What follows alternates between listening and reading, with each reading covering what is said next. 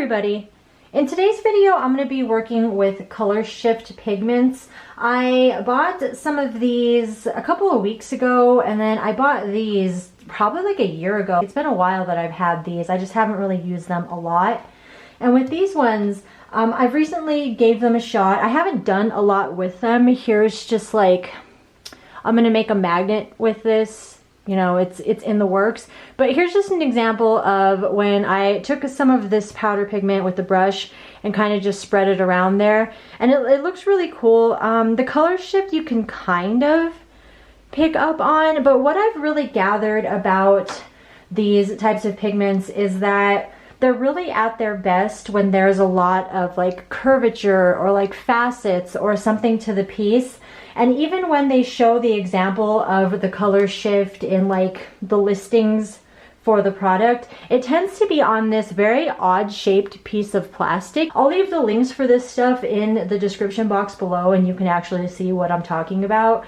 So because of that, because they seem to do well when there's a lot of like curvature and stuff going on, I'm going to be working with this. It's like a gemstone kind of faceted stone mold that I made, and I made a tutorial about this. I'll leave the link for that if you want to go and check it out and try and give all that a shot.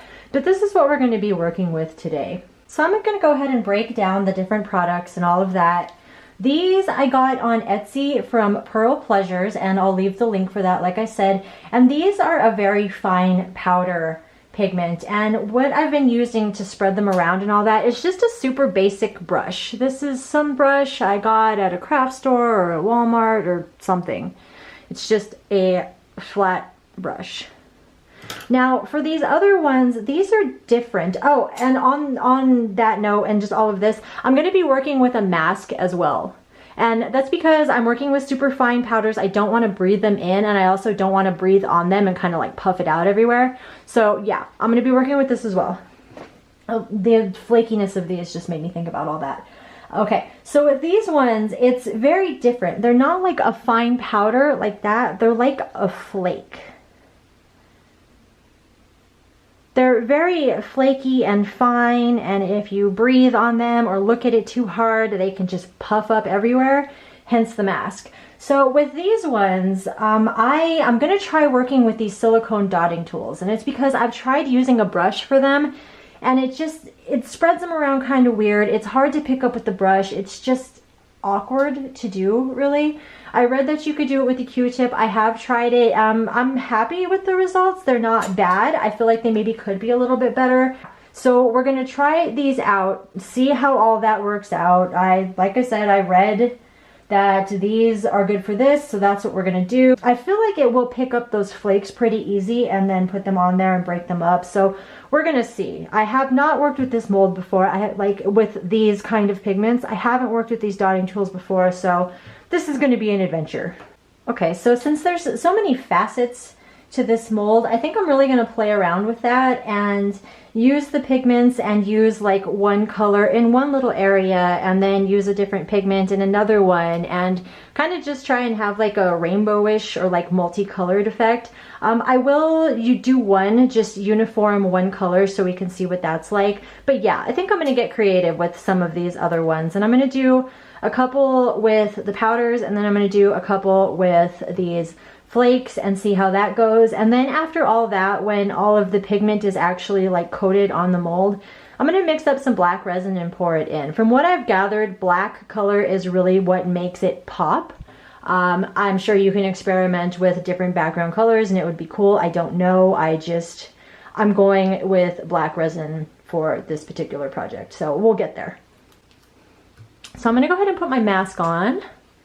Okay, I'm going to keep a paper towel handy too to rest my brushes and stuff like that on. So I think I'm actually going to start with trying the dotting tool and the flakes. I'm super curious about how that's going to go. So that's what we're going to do. And I think I'm going to go with that one. So I've kind of been looking at these and trying to decide what tool I think I should go with. I'll give them a shot, but I think I might like this one for the effect I want to achieve, and we're just gonna find out. All right, so I'm gonna start with this color, or these colors rather, since it's a shift. And it's a really pretty like blue purple kind of shift thing happening here.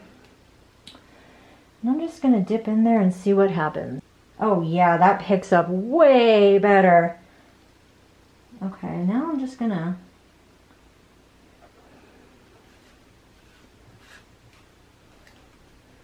there we go.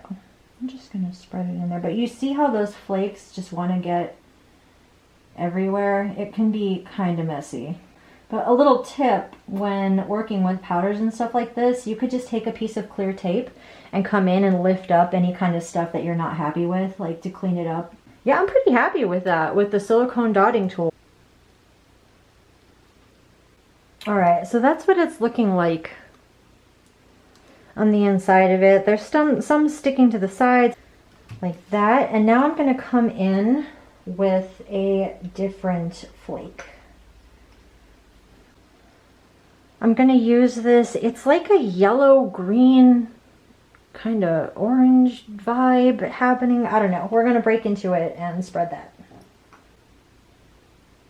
Oh, this dotting tool makes it so much easier. I am kind of rushing a little bit, and I think it is making more of a mess than it needs to be. So on that note, I will suggest taking your time. Okay, now I'm gonna go in with another color.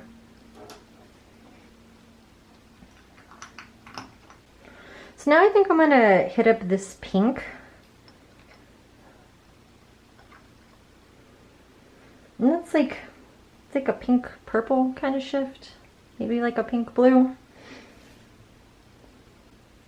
I'm gonna do the same thing. I'm just gonna lift it up with my dotting tool. Put it in there, and you really like, you apply pressure and it breaks up those flakes and coats the mold. I did not know that at first. I got these pigments, like I said, I had them for like a year, and I just didn't really think that they were all that. Like, there didn't seem to be much to them. And it's pretty recently I figured out or learned that you have to really like smash it down and break it down and not leave it as a flake, if that makes sense. And that's how you get a really cool effect. Okay, so you get the basic idea of that. I'm gonna go ahead and move on now to the very powdery pigments and spreading those around. And then I'll finish all of that and just kind of speed it up. So now with those ones, as previously mentioned, just a regular little brush does really well. So I'm gonna take, oh, and these ones were $10 for the entire set. They came from China though, so it does take like a month and a half to get them. And these ones were $11 each. These are a gram and these were like 0.2 grams. So yeah, this one actually cost, oh, one of them cost like $12.99, and it's supposed to be like a more intense color shift. I think it's this one. I think it's that one. Yeah, okay. Because of that, that's the one we're going to use. And we'll just go ahead and get up in this one. So I'm going to carefully open my little bag of pigment.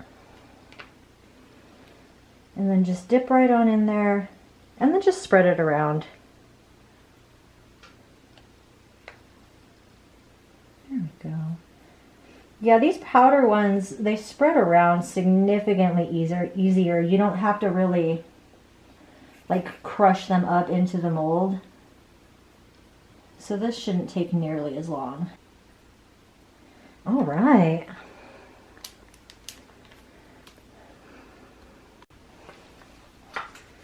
Okay, so now I'm going to go ahead and clean it up a little bit. And earlier I was talking about how I like to use tape. This is just some random clear tape. You can use Scotch tape. You can use pretty much any kind of tape. And I do this a lot to clean up my molds, like all of them pretty much. But look at how well that works. And then you're not making contact. Like, I don't like to touch the inside of my silicone molds. And this way I don't really have to. It's just, it's a good way to pick up glitter or pick up debris or pick up like lint or something if they've been sitting there for a while. You know what I mean? I do this a lot, and I highly suggest cleaning out your molds with tape like this. All right, so now I'm gonna go ahead, I'm gonna go in and pigment all of these ones, a bunch of different crazy colors. I'm gonna speed it all up, and then I'll see you, or I'll speak with you again when it's time to pour the black resin in.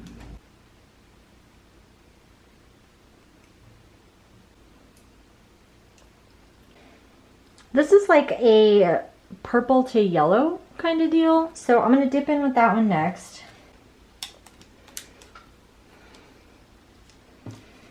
This is like a green to a teal.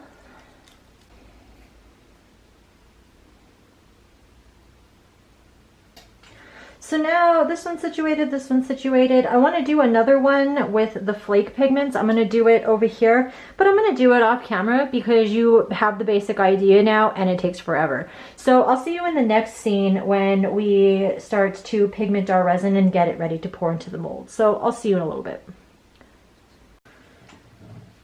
Okay, so I went ahead and measured out some resin and started mixing it all up. If you have questions about measuring and mixing resin and all that, if you're super new to all of it, I have a tutorial called Resin Basics for Beginners. You can go ahead and go check that out and it'll get you up to speed. The resin I'm using for this is Paduo, and the reason I'm using Paduo for this is because it yellows so much.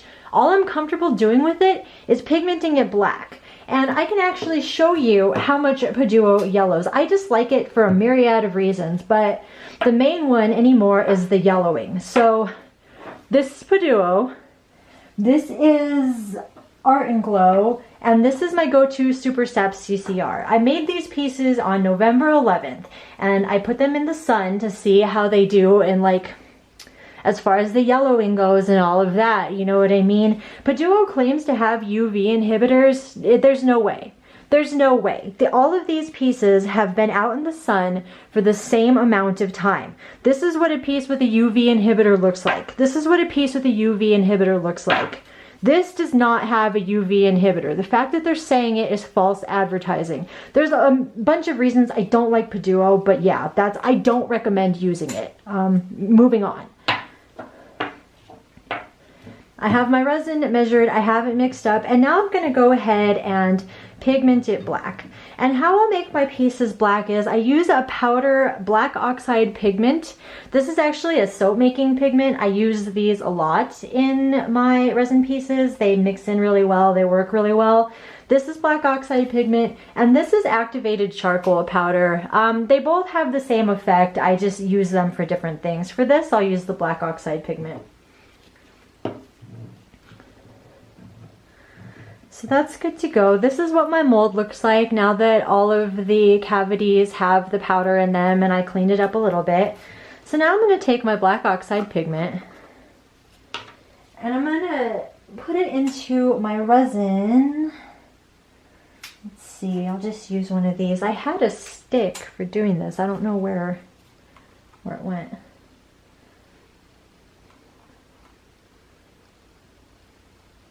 I haven't tried cleaning these dotting tools yet, but I feel like rubbing alcohol would probably do the trick pretty well. That's probably a lot. Yeah, rubbing alcohol, probably water too. I will most likely use rubbing alcohol though, just because.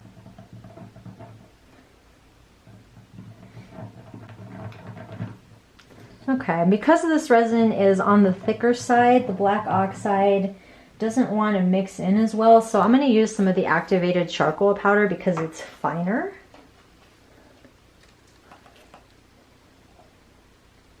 It's less prone, ooh, whatever, oh, to clumping.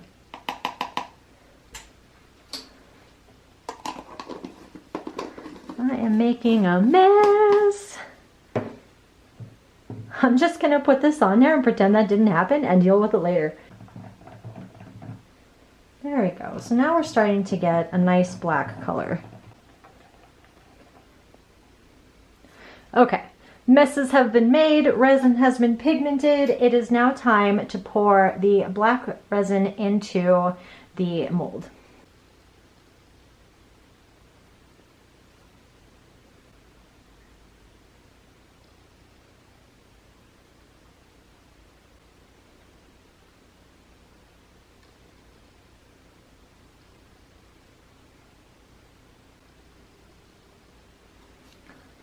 All right. So now I'm going to leave these, let the bubbles rise to the surface, take a lighter across the top of them to pop some of them, and we'll come back tomorrow to pop them out of the mold and see what's going on. And I'm very excited, you guys. So I will see you in about 24 hours. Bye. Okay, so it's the next day and it's time to pop them out of the mold, and I have no idea what to expect. So let's just jump into it. I'm gonna start with this guy right here.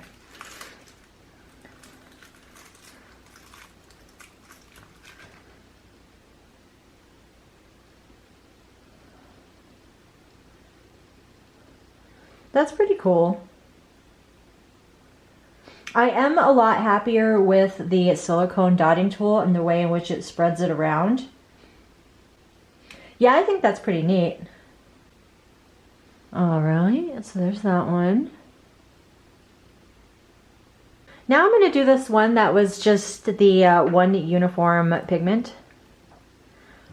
Ooh, look at that. There's some purple and there's some orange and there's some red. Like almost looks like yellow. Oh man, that's really great. All right.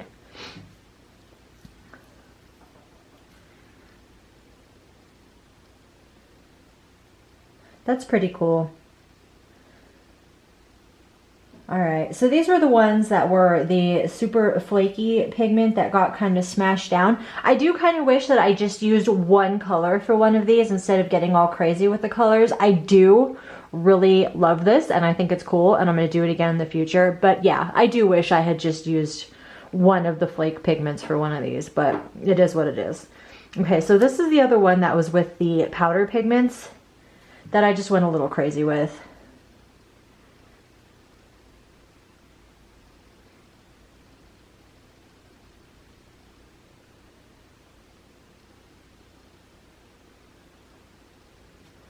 All right, so there you have it. The flaky pigments, like they are like a bit streaky, I would call it. It's not the end of the world, and it may have been a little bit different if I just used one color of pigment instead of a few, but I think they came out pretty cool. I do prefer the super powdery pigments to the flake pigments, but they're both cool in their own ways, and this is just amazing. I cannot get over that. So yeah, I guess that wraps up this tutorial. I definitely learned a lot. I hope that you did too. And if you like this video, please consider liking and subscribing and all those things that go with YouTube. I thank you so much for watching, and I hope you have a great day.